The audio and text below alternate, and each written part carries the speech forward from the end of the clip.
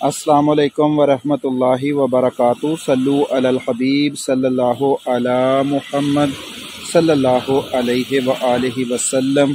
अल्लाह अज़्ज़ा वजल आप सब पर अपना ख़ास करम फरमाए, दोनों जहानों की भलाइयाँ अता फरमाए, खुशियाँ अता फरमाए, हर दुख और तकलीफ़ से महफूज रखे।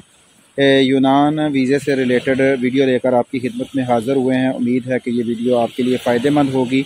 अल्लाह अज़्ज़ा वजल से दुआ है कि अल्लाह अज़्ज़ा वजल आप सब के लिए आसानियाँ पैदा फरमाए और अल्लाह करम फरमा दे। और जहाँ कहीं के लिए भी आप कोशिश कर रहे हैं, स्ट्रगल कर रहे हैं, अल्लाह पाक आपकी इस कावश को अपनी बारगाह राह में कबूल फरमाए और आपको कामयाबी अता फरमाए। देखें, बहुत से सवाल आते हैं यूनान में और पाकिस्तान में पेपर्स के हवाले से कि कौन से पेपर चाहिए, यहाँ कौन से पेपर भेजने हैं, पाकिस्तान में कौन से पेपर चाहिए।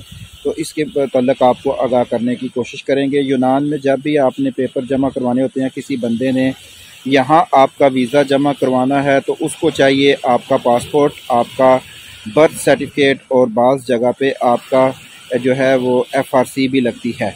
ये 3 चीज़ों की ज़रूरत होती है। यहाँ से पेपर जमा होते हैं, साथ में आपका जो मालिक जो आपके पेपर जमा करवा रहा होता है उसके पेपर लगते हैं। यहाँ एक ऑफिस है, उसमें जमा होते हैं। यहाँ से फिर इन्वेस्टिगेशन होती है, इन्वेस्टिगेशन होके बाई नाम आपके नाम का पेपर निकलता है और वो यहाँ से फ़ाइल जो है वो तैयार होती है।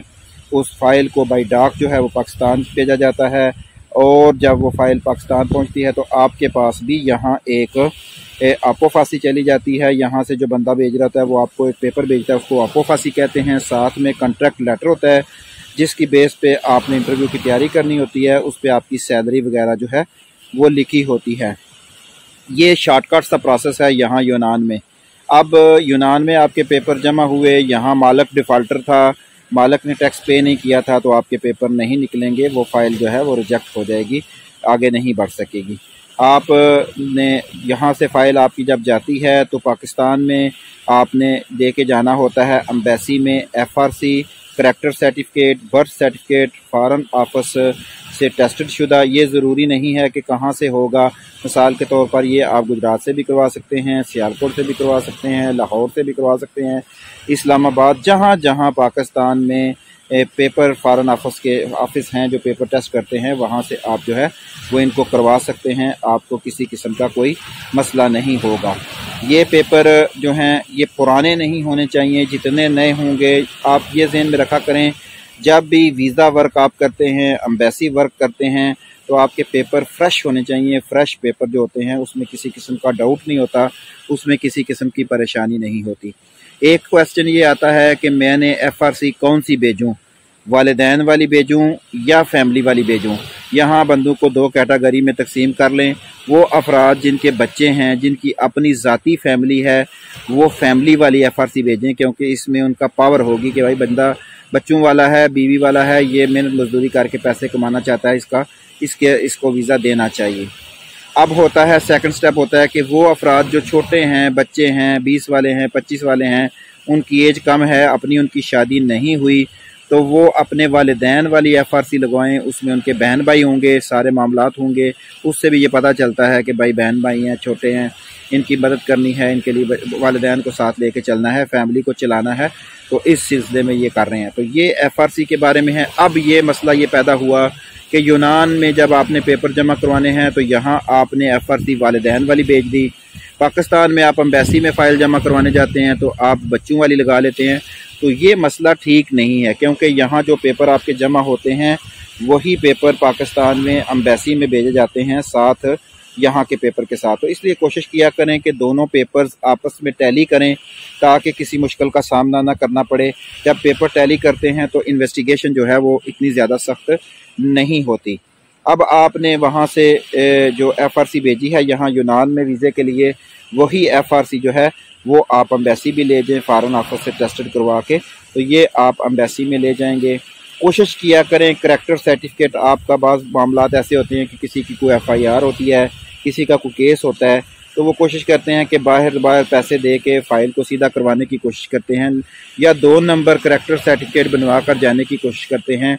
तो यहाँ ये बात ज़हन में रखें कि अगर फ़ेक पेपर आपका एम्बेसी में प्रूव हो गया और पता चल गया कि आपका फेक पेपर है, आपके पेपर 2 नंबर हैं, तो फिर आपको ना सिर्फ वीज़ा रिजेक्ट होगा बल्कि आपको उस मुल्क के लिए जिसकी वो एम्बेसी है आपको बैन कर दिया जाएगा 5 साल के लिए। आप वहाँ 5 साल के लिए वीज़ा अप्लाई नहीं कर सकते। तो अपने करैक्टर को ख़राब नहीं करना, अपनी फ़ाइल को ख़राब नहीं करना। और एक यहाँ पे मसला आ रहा है, बहुत से लोग ये सवाल करते हैं कि यार मेरी यूनान से वीज़ा आया है, किसी को 7 महीने हो गए हैं, किसी को 8 हो गए हैं, किसी को 5 हुए हैं, किसी को 10 हुए हैं। कोशिश किया करें कि अपने वीज़े जल्द लगवाने की कोशिश किया करें।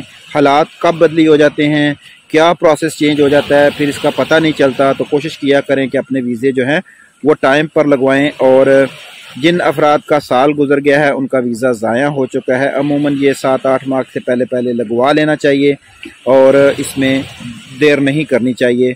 अब मसला है अपॉइंटमेंट का। अब अपॉइंटमेंट नवंबर की आपको मिलनी है, जैसे ही ओपन होनी है वैसे ही बुक हो जानी है, फिर अक्टूबर में आपने चले जाना है।